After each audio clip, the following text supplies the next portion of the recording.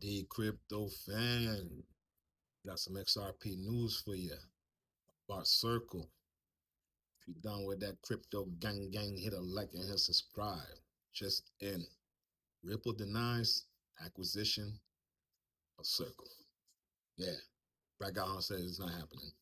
He said he's denying that $4.5 billion um, bid and also that $11 billion bid. And actually, Circle is going to be opening an IPO next week. All right. So that means that open IPO, meaning that they're going to put it on the stock market, so you're ready to invest in the stock market. So it's going from that crypto market now, which is going to be USD. And so you guys understand what USD is basically a digital dollar, right? Which XRP started their own digital dollar. So they would have been able to compete right away because they have a digital dollar. It's called RLUSD. Okay, it has what's that? $272 million market cap versus Circle's $61 billion market cap with a B, not with an M. So that would have made them an instant player in there. But XRP's been inking some big deals. See, the thing about XRP, it's not only in the US, it's all around. They inked a deal in Dubai. Check this out. You gotta see this here. So, all right, I'm two places, China and Dubai. So XRP news today. Dubai boosts XRP price surges with RLUSD approval. Look at that. Ledger activities hit October low though. Okay. In a week, they marked both bullish optimism and underlying concerns. XRP is back in the spotlight with the renewed bullish momentum that rides in the waves of traditional support following the regulatory approval in Dubai.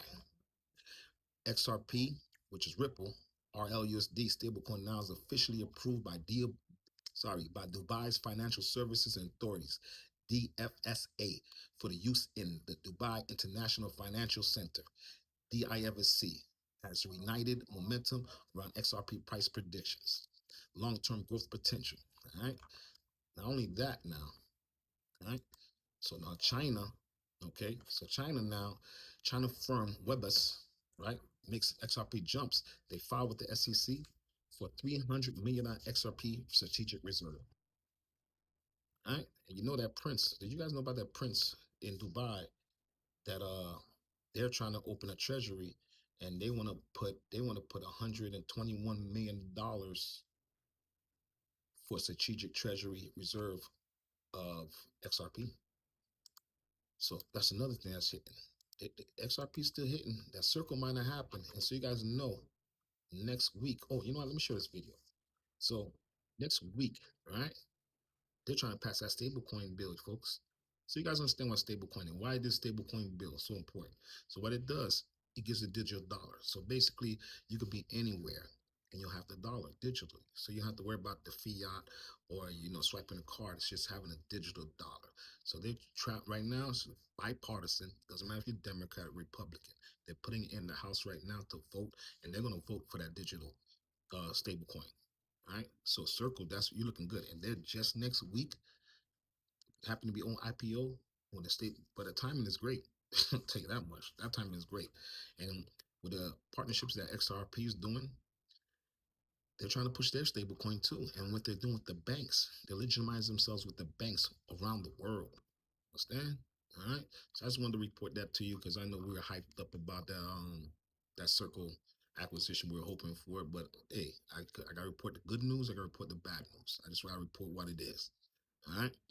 If you're down with the crypto gang, hit a like, hit a subscribe. There's the XRP news. Oh, and I got some Z-Back news coming up too. Hope y'all bought yesterday. Remember when I told you it dumped? Yeah, I bought on that 30% dump, but we'll talk about that on the next episode. The crypto fan, hit a like, hit a subscribe. The so-called Genius Act that's making its way through the Senate right now. What are the remaining hurdles for the bill, and what do you expect the timeline to look like? We will start voting on the Genius Act, the stablecoin bill, this week. I don't think we're going to complete it this week. We'll probably have to go into next week because a number of amendments will be filed. But we have worked long and hard to bring Democrats to the place where they can vote for cloture. I think we're there. So what are the remaining hurdles for Democrats? What have they told you that their concerns are? What's keeping them from getting on board completely? Well, we have generally agreed to many of the amendments they wanted. There were concerns about illicit finance. We've addressed some of those. And we're just waiting to see what amendments are filed by both parties as we move the bill to full consideration on the floor of the Senate.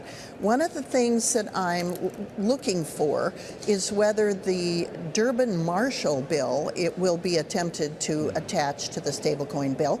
It's not about stablecoins, it's about credit card swipe fees, but this bill may be seen as a vehicle to attach, and that would be a heavy lift to take a bill that already has been carefully negotiated and add a new subject that is that controversial. So just one more on the timeline here for the American people who are watching and listening right now.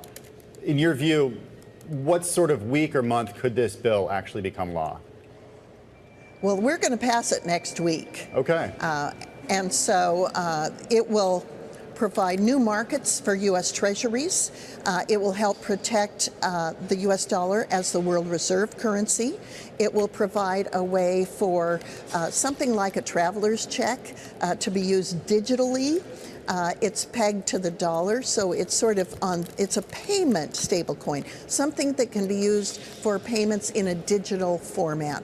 This is going to create more versatility for the U.S. economy and move us into the 21st century. For the world of crypto and for the stablecoin world as well,